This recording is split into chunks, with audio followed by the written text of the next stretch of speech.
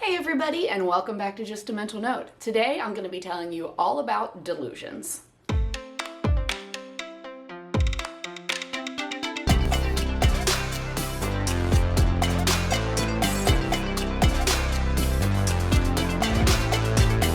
I have heard people use the word psychotic or psychosis in a very derogatory way, and honestly, most of the time I feel like people don't know what they're talking about. People use the word psychotic as an insult, but they don't know what psychosis actually is. There are a few symptoms that are considered psychotic or part of psychosis in the psychological mental health field. The two most common symptoms, or the symptoms that people tend to hear the most about, are delusions and hallucinations. Today I'm going to be focusing on delusions, but I will be doing another video on hallucinations to explain that specific part of psychosis to you guys as well. Today I'm going to be explaining to you what exactly delusions are, some different types of delusions, and examples of those different types. All of the information that I'm going to be sharing with you guys today has come straight from the DSM-5. This is the Diagnostic and Statistical Manual of Mental Disorders. I have a whole series of videos where I go through the DSM and explain specific mental disorders. And today I'm going to be using the DSM to explain a specific mental health symptom that is included in a lot of the disorders in here. However, I am going to be using notes on my phone because holding this up, big book, big heavy book, it hurts my wrists. So all of the information that I'm giving you guys is coming from in here, but I'm going to be reading it from here. According to the DSM, delusions are fixed beliefs that are not amenable to change in light of conflicting evidence. So a delusion is when somebody believes something that is not true. They clearly have evidence that that is not true, but they still believe it. It can be difficult sometimes to separate, is it an actual delusional thought or is it just a strongly held belief? For that determination, I would leave it to the mental health professionals because it can get kind of tricky. However, the simple definition of a delusion is a thought or belief that somebody has that even when presented evidence to the contrary, they do not change their beliefs. Delusions can be separated into bizarre and non-bizarre delusions. Delusions are deemed bizarre if they are clearly implausible and not understandable to same culture peers and do not derive from ordinary life experiences. So delusions seem bizarre if a person within your culture does not agree with that belief, because in different cultures, we all have different beliefs. We have different religious beliefs, we have different cultural values, we also have different myths, superstitions, all of these sorts of things that combine and make our culture. And sometimes somebody from the outside, not in that culture looking in, may look at those beliefs and say, no, that's delusional, that's not right. But if everybody within that culture shares that belief, it's not considered a delusion. Just because I as a white person didn't understand it doesn't mean it's delusional, if that makes sense. For a delusion to be deemed bizarre, it's also really important that whatever the delusion is can't actually happen in real life. So for example, a non-bizarre delusion is that the police is spying on somebody, they're being followed, they're being watched by law enforcement, those sorts of things. While they may not have evidence that those things are true, and they actually probably have evidence on the contrary that they're not being watched, they're not being followed, that is considered a non-bizarre delusion because that's something that can happen in real life. However, if a person is believing that an alien came down, abducted them, and replaced their brain with an alien brain, that would be considered a bizarre delusion because, as far as I'm aware, that's not possible in this world. So non-bizarre delusions are delusions that could be plausible in the world with the laws of physics, the laws of science, and everything that we understand. Whereas a bizarre delusion is not possible in the world as we currently conceptualize it. Each delusion is usually taken on a case-by-case basis to see whether or not it's bizarre. There are certain types of delusions where you can have a bizarre or non-bizarre delusion and it would still fit under that type.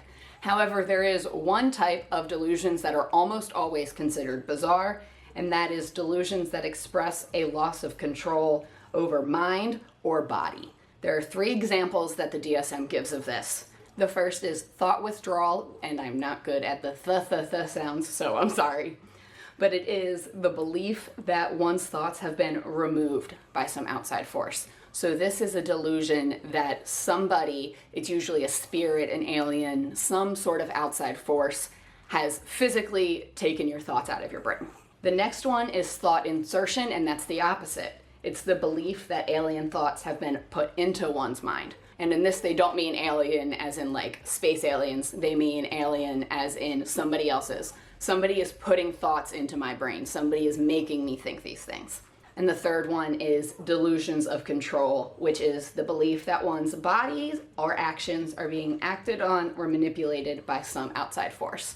So this is a delusion that a person's body is not being controlled by themselves. It's being controlled by somebody else. Somebody else is controlling their actions. They're no longer in control of their mind and their body. Whoever's controlling them is making them do everything, and they don't have anything to do with it.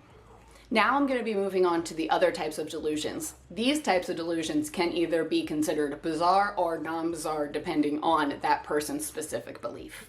The first type of delusions that can be considered bizarre or non-bizarre, depending on the specific thought, are persecutory delusions. And I'm not sure I said that right, so I'm also going to say it the other way. Delusions of persecution. This is when a person has ideas that they are going to be attacked. The official definition is belief that one is going to be harmed, harassed, and so forth by an individual, organization, or other group. This often occurs when paranoid thoughts become fixed beliefs. This is the person that is believing they're out to get me, they're going to hurt me. Some examples of delusions of persecution are, my new neighbors are spies that have been placed there by an enemy. My wife keeps putting small amounts of poison in my food every day to only hurt me, but not kill me. She only wants to hurt me. The government keeps sending airplanes over my house so they can watch what I'm doing. Someone keeps breaking into my house in the middle of the night and moving all of my things around. All of those examples would be considered delusions of persecution. They are thoughts and beliefs that someone else is going to hurt, harass, harm me. It is the thought that there's somebody out there that's going to hurt me, it's going to harm me. It's these paranoid thoughts that become fixed beliefs that I am in danger. The next type of delusions that we're going to be talking about is also very common, and that is referential delusions. This is when somebody believes that something that is completely not related to them is referencing them. The official definition is the belief that certain gestures, comments, environmental cues, and so forth are directed at oneself. Now, I know that probably every single person watching this video has had the feeling of you walk by a group of people and you think they're talking about you. They think you're talking about their outfit, they're laughing at you, whatever it is.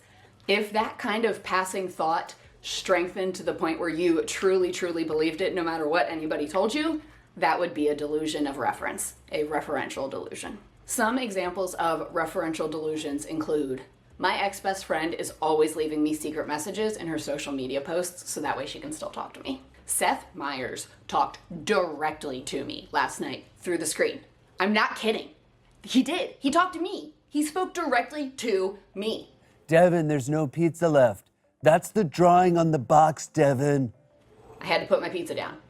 There's this group of people at the bus stop, and every single time I see them, they go quiet because they were just talking about me. If you just look a little bit closer, you'll see that all of our local newspaper headlines are actually messages to me. I have to get my groceries delivered now because every single time I put something in my cart, everybody in the grocery store would judge me for it. And I can't take the judgment anymore. I have to get it delivered. Again, there are many people watching this who have probably had similar thoughts before. There are times I get self-conscious when I'm in the grocery store, or at least when I could go in the grocery store again. But there were times where I felt that people were watching me or people were talking about me, but I can logically tell myself that that's not the case. People who are living with these types of delusions can't talk themselves out of it. This is the truth.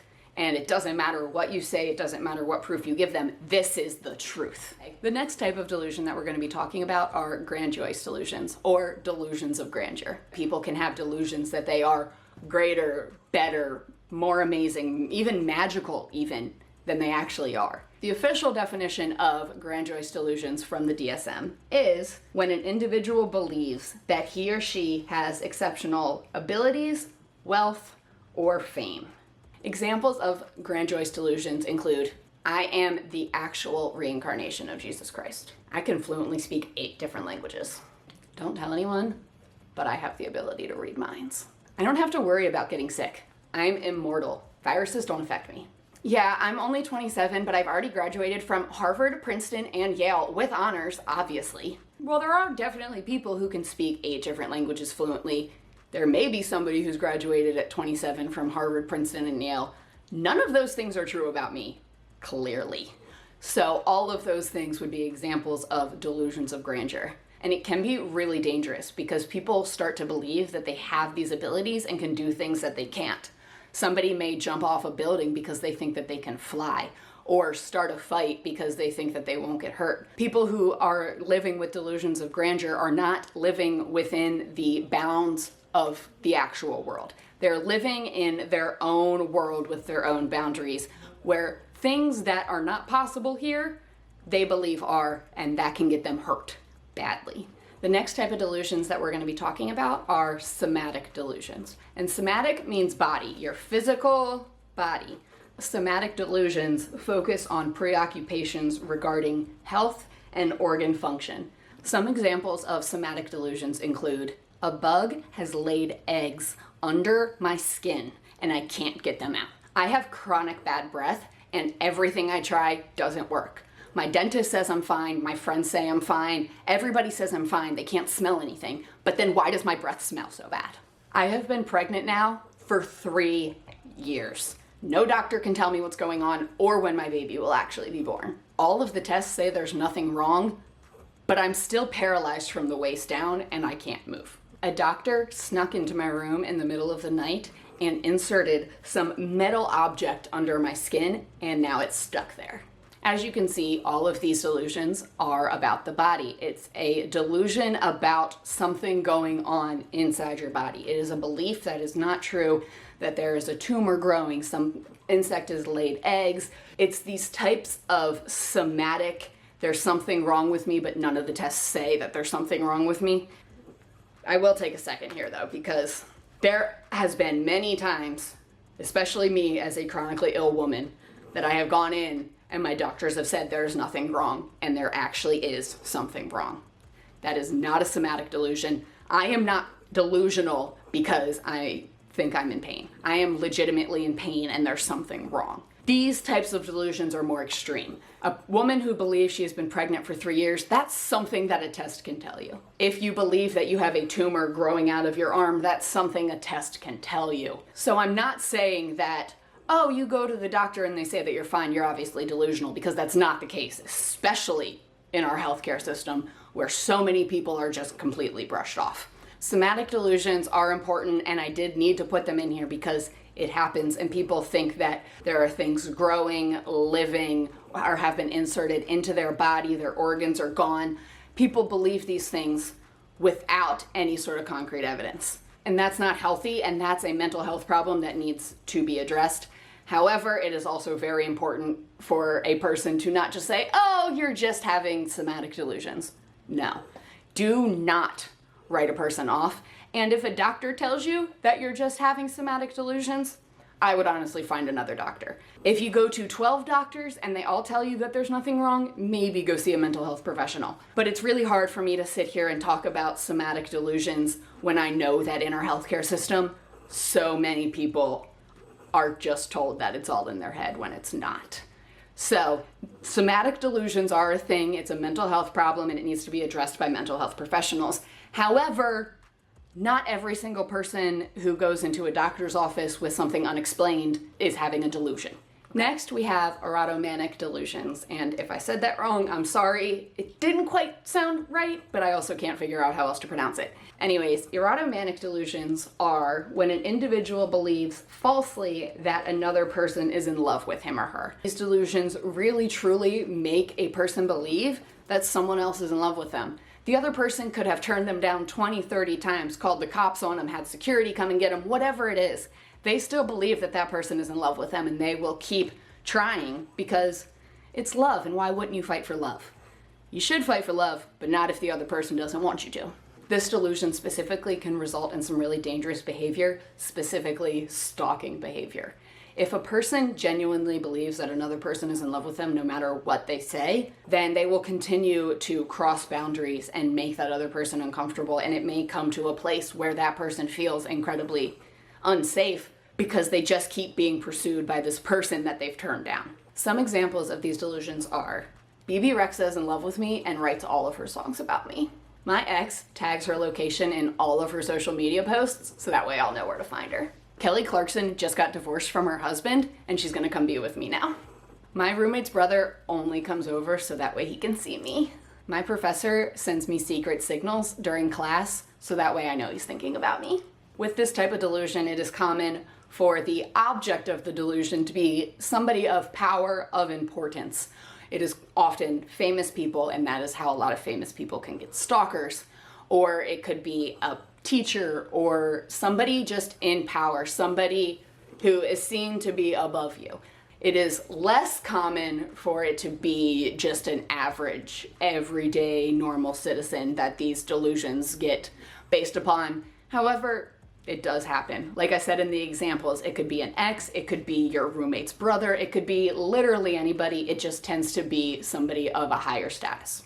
The last type of delusion that we're going to talk about, I'm probably going to go through a little quickly because I'm not going to lie, the idea of this, I don't know. Maybe it's just because these types of thoughts seem similar to the type of thoughts that I sometimes have when I'm dissociating. So maybe I just have a fear that I will actually feel or experience this one day. I don't know. This type of delusion just makes my hair stand up on the back of my neck.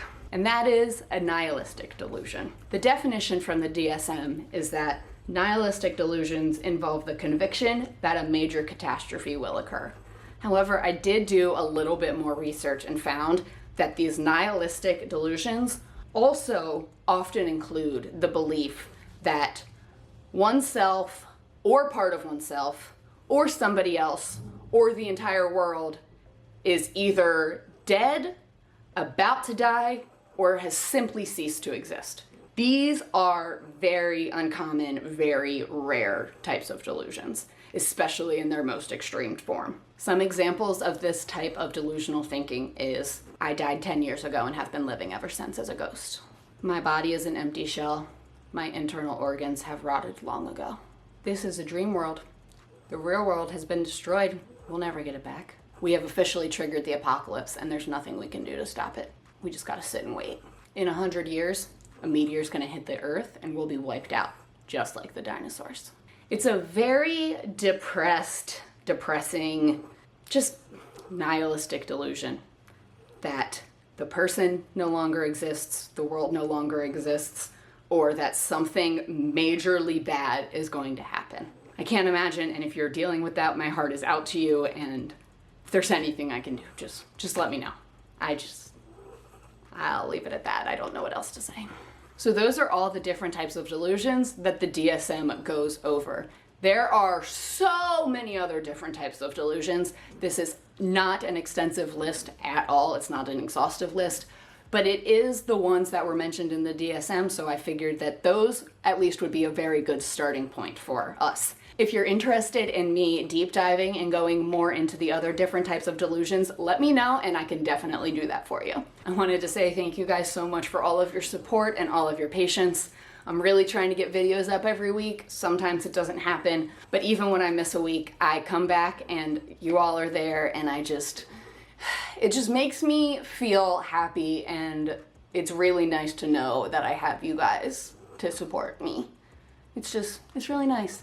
And I hope that through my channel, I am able to support you, to give you information you want. And always feel free to either leave me a message in the comments down below or to reach out to me personally. I have all of my contact information in the description box. I'm not great at Facebook. I honestly don't even post that much on my Instagram page for this channel, but I'm trying. I do answer my messages though. So if you ever want to reach out to me, feel free to do it that way. This is the part of the video where I tell you, if you haven't already, to smash that like button for me, click subscribe, and ring the notification bell so that way you will always know when a new video is posted. Thank you guys again, just for everything. Thank you. I'll see you next week.